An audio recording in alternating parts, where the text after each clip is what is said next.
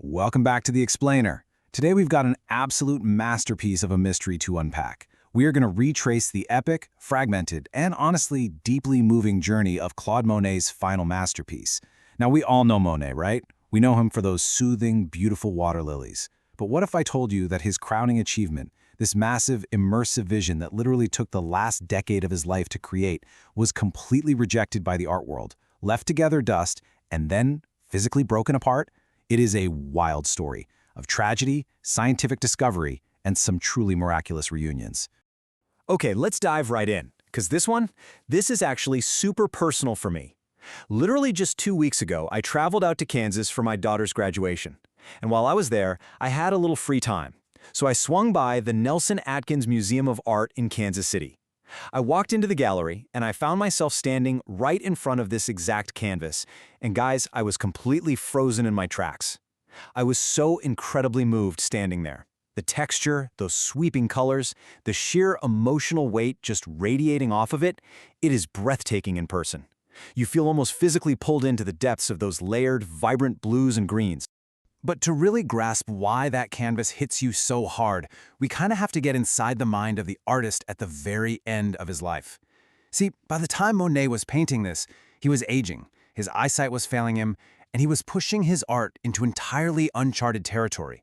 He was moving way past those recognizable, neatly defined water lilies of his earlier years and transitioning into something pure, almost borderless. This was Impressionism literally dissolving into abstraction. It was no longer about painting exactly what a flower looked like. It was about capturing the feeling of the water, the light, the atmosphere. It was all about feeling over form. And here is the thing that absolutely blew my mind when I was standing in that museum. That stunning canvas I saw out in Kansas, it's just one piece of a giant puzzle. It's only a third of this massive, continuous water surface. When you actually put all three panels together the way Monet originally intended, they stretch nearly 13 meters. That's 43 feet long. Just imagine a canvas that massive, totally wrapping around your field of vision. It completely omits the sky, omits the shoreline, just giving you this endless, infinite expanse of water. It was designed to completely engulf you, like a panoramic dreamscape. Section 1. Monet's Grand Final Vision. So, you're probably wondering, how does a masterpiece of this scale get created, only to end up scattered all over the place?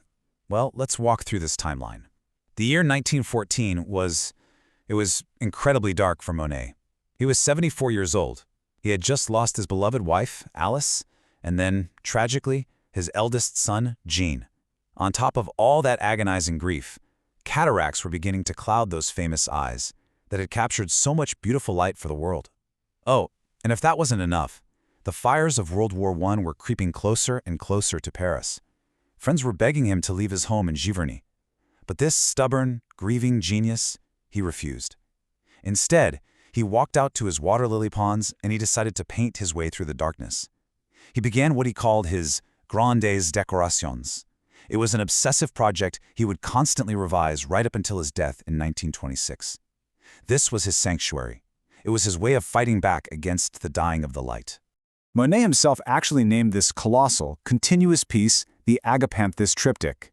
Agapanthus, which is also known as the lily of the Nile, were these tall, really elegant flowers blooming right next to his pond. For over a decade, these massive canvases were essentially living, breathing things in his studio. He didn't just paint them once and call it a day. He constantly revised, painted over, and completely reimagined the water's surface. He was wrestling with nature on the canvas until his dying breath. He even had to build a special studio just to house them, putting these immense panels on casters so he could wheel them around as he chased the elusive reflections of his garden. Section 2. Decades in the Shadows. Now, you'd think the world would immediately recognize his genius after all that labor, right? Wrong. Absolutely wrong. When Monet's late murals finally opened to the public in 1927 at the Orangerie, they were heavily criticized. The art world at the time thought his late, abstract, highly expressive work was just too radical.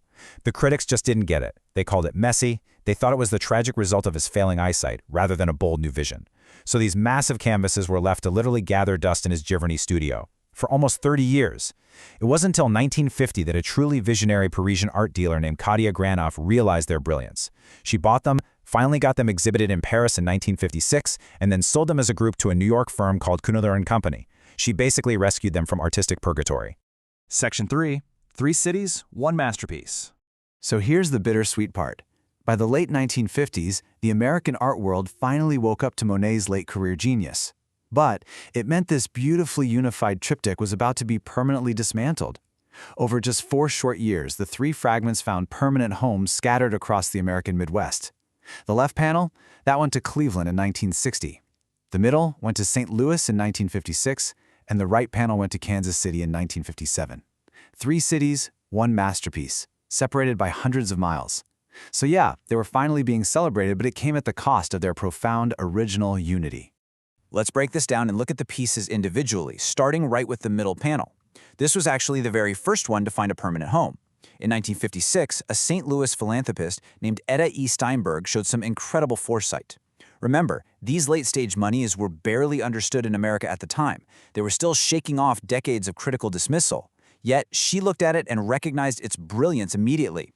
She stepped up, funded the purchase, and gifted it to the St. Louis Art Museum. It became an instant crown jewel of their collection.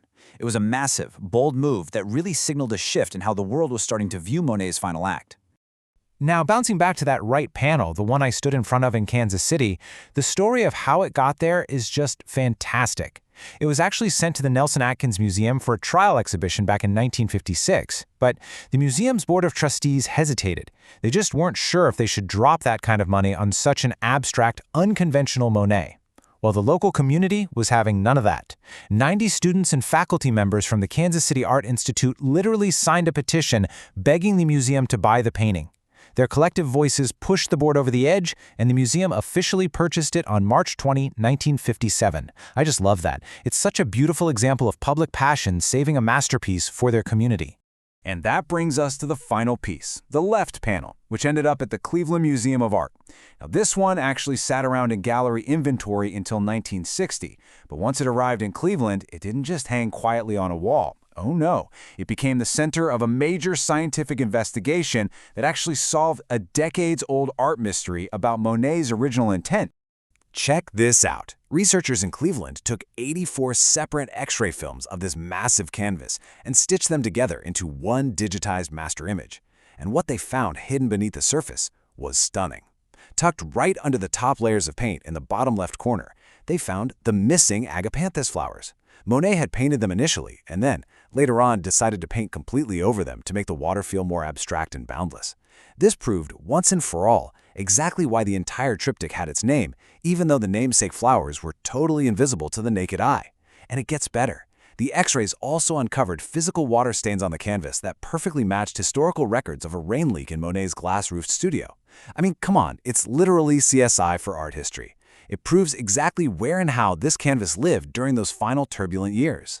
Section 4. The rare, triumphant reunions. Because these separated panels are now the absolute crown jewels of their respective museums, borrowing one is, well, it's basically like asking to borrow the Mona Lisa. Bringing all 3 together requires an absolute administrative miracle. Over the last century, they have only been brought together a handful of times.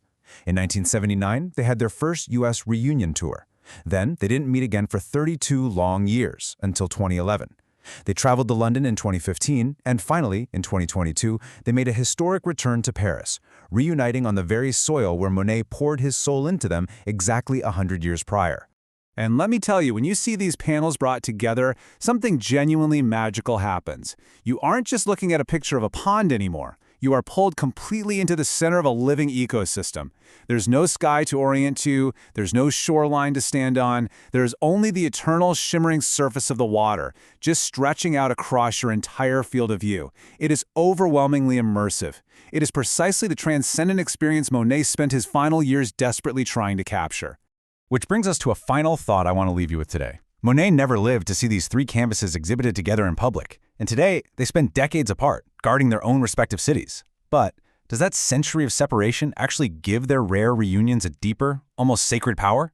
Knowing what it takes to bring them together, does the fragmentation make the art even more profound? I'll let you decide on that one. But I highly, highly encourage you, if you are ever near Cleveland, St. Louis, or Kansas City, go stand in front of one of these canvases. Let it pull you in. Thanks for joining me on this explainer, and keep exploring.